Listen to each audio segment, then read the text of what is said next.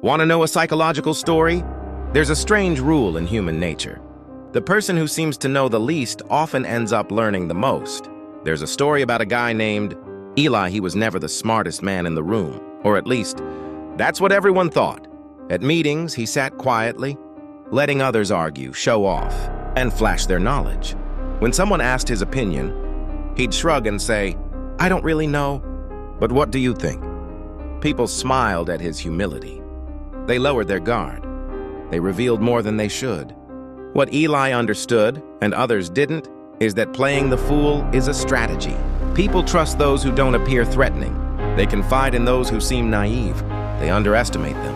And when you're underestimated, you move in silence, collecting truths no one else sees. One day, a high-stakes deal was on the table.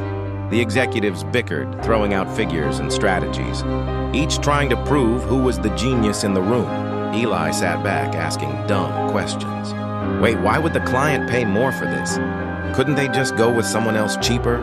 The room laughed, brushing it off, but his naive question exposed a flaw no one had noticed. The deal would have collapsed if he hadn't spoken.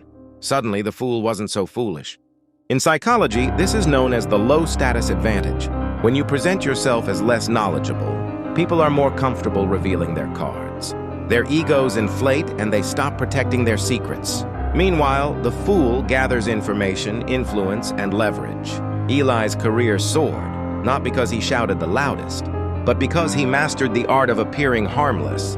By playing dumb, he let others feed him everything he needed to win quietly. The lesson? Never underestimate the power of seeming small. The fool often walks away with the prize. Because while the crowd fights to look smart, he's busy being clever.